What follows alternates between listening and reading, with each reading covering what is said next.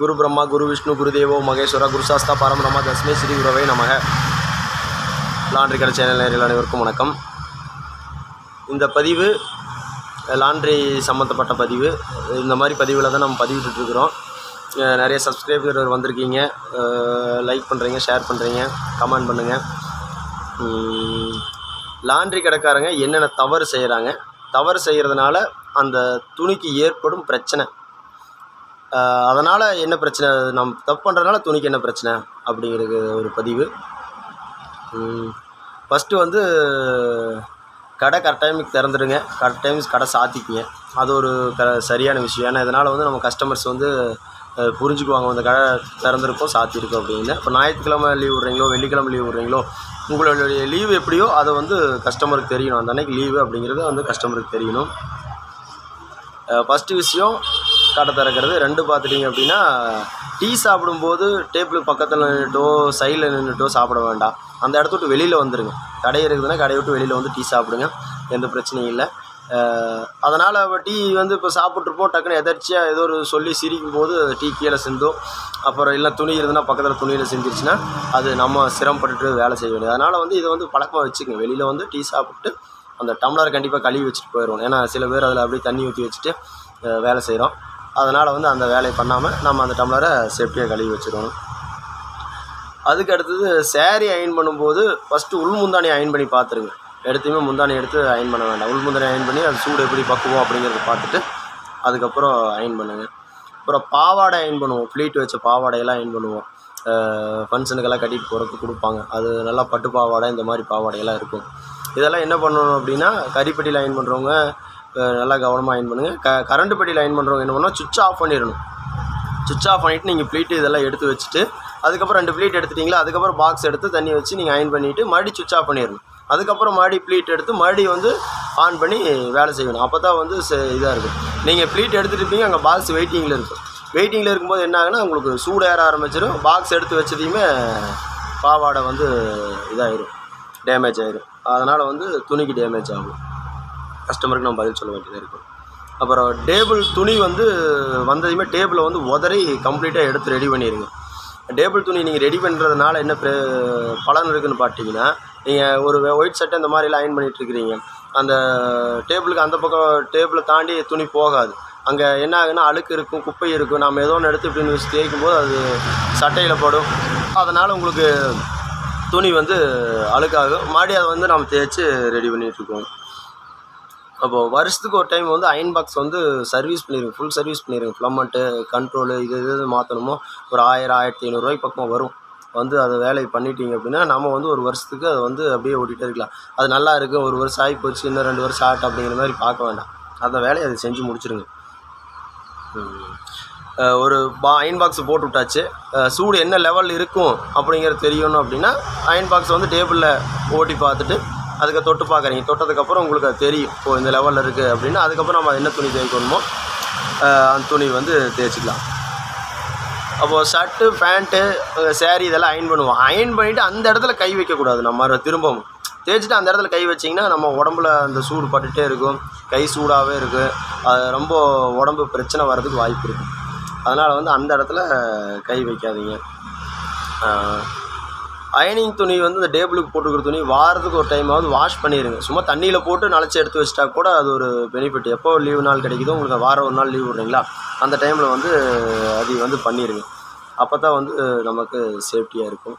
அப்போ அந்த iron box வந்து சுற்றி கீழே உழுகாத மாதிரி சைடில் உங்களுக்கு ஏதோ சேஃப்டி பண்ண முடியும் அப்படின்னா, ஒரு பல இலை கடிச்சு சேஃப்டி பண்ண முடியும்னா அதையும் ஒரு சேஃப்டி பண்ணி வச்சுக்கும். ஏன்னா பாக்ஸு கீழே உழுகிறதுக்கு வாய்ப்பு இருக்கும் ஒரு சில டைமில். அப்புறம் சில பேர் இயர்ஃபோன் மாட்டிகிட்டே நம்ம வேலை செய்வோம். அந்த மாதிரி பண்ணாதீங்க. ஏன்னா கஸ்டமர்கிட்டையும் நம்ம பேச முடியாது, துணியும் கான்சன்ட்ரேஷன் பண்ணி அயன் பண்ண முடியாது. ஒருத்தர் பேசுகிறது கேட்டுட்டு நம்ம பண்ணணும் அப்படின்னு பார்த்தீங்கனால அது செட் ஆகாது. அதனால் இயர்ஃபோன் பாட்டு கேட்குறப்ப யூஸ் பண்ணுங்கள், மித்த நேரம் அதை எடுத்து வச்சுருங்க. அப்போ வீட்டில் இருக்கிறவங்க டிவி பார்த்துட்டே பண்ணுவாங்க. சரி கொஞ்சம் சூடு ஏறிட்டோம், அதுக்கப்புறம் இந்த சீரியல் ஒன்றையும் பாட்டு வந்துடலாம், இந்த ஒரு சீன் பாட்டு வந்துடலாம் அப்படின்னு சொல்லி டிவி பார்த்துட்டு அயன் பண்ணாதீங்க. அதனாலே வந்து பிரச்சனை, டக்குன்னு சூடு ஏறிக்கி. அதனால் வந்து நாம் வந்து இது பண்ண முடியாது, கான்சன்ட்ரேஷன் பண்ண முடியாது தொழிலில். அப்போது காலுக்கு வந்து மேட்டு போட்டுக்குங்க. கிச்சன் மேட்டு கிடைக்கும், வாங்கி ஒரு 3 அடிக்கு பக்கமாக வரும், 3-4 அடி வரும். அதை 2ஆக மடித்து நீங்கள் காலுக்கு போட்டிங்க அப்படின்னா உங்களுக்கு வந்து சப்போஸ் ஒரு பாக்ஸில் எர்த் அடிச்சது, ஏன்னா முகூர்த்த சேரீ இந்த மாதிரியெல்லாம் வரும்போது உங்களுக்கு அது சேரீ எல்லாமே உங்களுக்கு பட்டு இதில் தானே ஆச்சு, ஜரிகை எல்லாமே பார்த்துட்டிங்கன்னா உங்களுக்கு செம்பு கம்பி இந்த மாதிரியே தான் ஆகிருக்கும். அப்போ நீங்கள் அது வைக்கும்போது உங்களுக்கு எர்த் அடிக்கிறதுக்கு வாய்ப்பு இருக்குது. சரியாக பாக்ஸ் சரி பண்ணி வச்சுருந்தா எர்த் அடிக்காது, இல்லை அப்படின்னா அது கொஞ்சம் வாய்ப்பு இருக்குது. அதனால் மேட்டு போட்டிங்கன்னா அதுலேருந்து நம்ம கொஞ்சம் இது பண்ணிக்கலாம், நம்மளுக்கு வந்து அது ரெடி ஆகிக்கும். அடுத்த விஷயம் பார்த்துட்டிங்க அப்படின்னா, லாண்ட்ரி சேனல் நேரு வந்து நிறைய பேர் சப்ஸ்கிரைப் பண்ணியிருக்கிறீங்க, லைக் பண்ணியிருக்கிறீங்க. ஆனால் சப்ஸ்கிரைப் பண்ணாமல் இருக்கிறவங்க சப்ஸ்கிரைப் பண்ணி வச்சுக்கங்க. உங்களுக்கு யூஸான வீடியோ தான். ஒரு சமூக வலைதளங்களில் இந்த மாதிரி ஒரு பதிவு போட்டு போயிட்டுருக்குறோம். நீங்கள் தான் வந்து சப்போர்ட் பண்ணணும். உங்களை நம்பி தான் இந்த வேலையிலலாம் நான் செஞ்சுக்கிட்டு இருக்கிறேன். அடுத்தது அயன் பாக்ஸை வந்து வாரத்துக்கு ஒரு டைமாவது வந்து அது விளக்கிடுங்க. அடிபாட்டத்தை வந்து நீங்கள் விளக்கணும். எப்படின்னா, முதல்ல நம்ம கரிப்பெட்டி யூஸ் பண்ணுறப்போ செம்மண் இதெல்லாம் போட்டு விளக்குவோம். இப்போ நம்ம என்ன பண்ணலாம் அப்படின்னா, எமர்சீட் இருக்குது, வாட்டர் எமர்சீட்டுன்னு சொல்லி ஹார்ட்வேர்ஸ் கடையில் கேட்டிங்கன்னா அவங்க கொடுப்பாங்க. அதை வாங்கி அடியில் ஒரு கச்சி போட்டு பாக்ஸை நிறுத்தி வச்சு லைட்டாக தண்ணி தொட்டு தேய்ச்சிங்க அப்படின்னா அது கம்ப்ளீட்டாக அழுக்கெல்லாம் வந்துடும். இதனால் வந்து நம்ம அடுத்த துணி தேய்க்கிறப்போ மஞ்சள் அடிக்கிறது, அழுக்கு படுறது, இந்த மாதிரி வேலையெல்லாம் வந்து நம்மளுக்கு இருக்காது. அப்போது நைட் என்ன பண்ணுவோம், அயன் பாக்ஸ் வந்து அந்த கல்லுலேயே விட்டுட்டு போயிடுவோம். அந்த கல்லுலேயே விட்டு போனால் அந்த கல் சூட்டுக்கும் அந்த பித்தளை சூட்டுக்கும் இதாகி அழுக்கு அதில் அப்படியே ஒட்டிகிட்டே இருக்கும். அப்படி பண்ணாமல் அந்த அயன் பாக்ஸ் எடுத்து நம்ம பக்கத்தில் வச்சிடணும். பக்கத்தில் நேராக நிறுத்தி வச்சிட்டிங்க அப்படின்னா உங்களுக்கு வந்து அந்த பிரச்சனை வராது. டக்குன்னு வந்து டெய்லியுமே வந்து அது சுத்தம் பண்ணணுங்கிற வேலை இருக்காதுன்னு வச்சுங்களேன். வாரத்துக்கு ஒருக்கா அதை நாம் க்ளீன் பண்ணி தேய்ச்சா போதும். அப்புறம் சூடு அதிகமாக இருக்குது அப்படின்னா நம்ம வந்து ஒரு பெட்ஷீட்டில் ஒரு எண்ணெய் துணி வச்சுக்கணும். ஒரு பெட்ஷீட் ஒன்று கிழிச்சோ இல்லை கர்ச்சீப்பு, காட்டன் கர்ச்சீப்பை வச்சு அதில் வந்து தேங்காய் எண்ணெய் அந்த மாதிரி ஊற்றி வச்சிட்டிங்கன்னா அதில் ஒரு அயன் பண்ணிவிட்டு நீங்கள் அந்த ஸ்டோன் வச்ச சேரீ இதெல்லாம் வந்து பார்த்துட்டிங்க அப்படின்னா உங்களால் அயன் பண்ண முடியாது.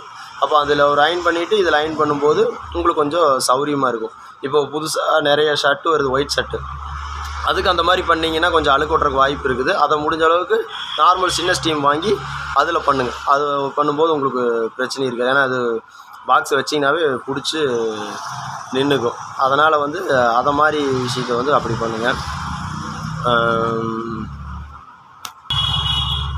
அதுக்கடுத்த விஷயம் பார்த்துட்டிங்கன்னா, சாப்பிட்றது. இந்த ஒரு சட்டை தேய்ச்சிட்டு சாப்பிட்டுக்கலாம், இது ஒரு ஐட்டத்தை முடிச்சுட்டு சாப்பிட்டுக்கலாம் அப்படின்னு சொல்லி சாப்பாடு டைம் வந்து தள்ளி வைக்க வேண்டாம். இப்போ நீங்கள் சாப்பாடு டைம் தள்ளி வைக்கனாலும் உடம்புக்கும் பிரச்சனை, நீங்கள் வேலையை வந்து அது கண்டினியூவாக செய்ய முடியாது. இப்போ அந்த ஒரு பேக்கை முடிச்சுட்டு அடுத்த பேக்குன்னு போயிட்டே இருப்பீங்க, டைமிங் மீறி போயிடும். அதனால் சாப்பிட்டிங்கன்னா இன்னும் 2 துணி எக்ஸ்ட்ரா தேய்க்கலாம், உங்கள் வேலை செய்கிறதுக்கு அது சௌரியமாக இருக்கும். சாப்பிட்டு அடுத்த வேலையை செய்யுங்க, இது உடம்புக்கு நல்லது. டைமிங் கடையை சாத்துங்க, டைமிங் கடை தரங்க. எனக்கு தெரிஞ்ச விஷயங்களை நான் உங்களுக்கு பகிர்ந்துட்டேன். உங்களுக்கு நான் விட்டு போனது ஏதோ ஒரு விஷயம் இருக்குது, இதனால் ஒரு பாதிப்பு இருக்குது அப்படின்னா கமெண்ட் பண்ணுங்கள். எனக்கு தெரிஞ்ச விஷயத்தை நான் உங்கள்கிட்ட சொல்லிவிட்டு உங்களுக்கு தெரிஞ்ச விஷயத்தை எனக்கு சொல்லுங்கள். காலையில் குளிச்சுட்டு கடைக்கு வர்றது மிகச்சிறப்பு. குளிச்சுட்டு சாப்பிட்டு வந்துட்டிங்கன்னா வேலையை முடிஞ்சு நீங்கள் அது மதிய சாப்பாட்டுக்கு போய்க்கலாம். அந்த மாதிரி சாமி கும்பிடுங்க, கடையில் தீபம் காட்டுங்க, அந்த மாதிரி விஷயங்கள் பண்ணுங்கள். நைட்டு குடும்பத்தோடு எனக்கு காலையில் நேரமாக வந்துடுறீங்க, அதனால் பார்த்துட்டிங்கன்னா மதியம் வந்து குடும்பத்தோடு உட்காந்து சாப்பிட முடியாது. நைட்டு கடை சாத்திட்டு ஃபேமிலியாக ஒற்றுமையாக உட்காந்து எல்லோரும் சாப்பிடுங்க. அது மிக மிக சிறப்பான விஷயம். எனக்கு தெரிஞ்ச விஷயத்தை நான் பகிர்ந்தேன். லைக் பண்ணுங்கள், ஷேர் பண்ணுங்கள், கமெண்ட் பண்ணுங்கள். இந்த வீடியோ முழுசாக கேட்டிங்கன்னா தான் புரியும் என்னென்ன விஷயம் இதில் சொல்லியிருக்கிறேன் அப்படின்னு.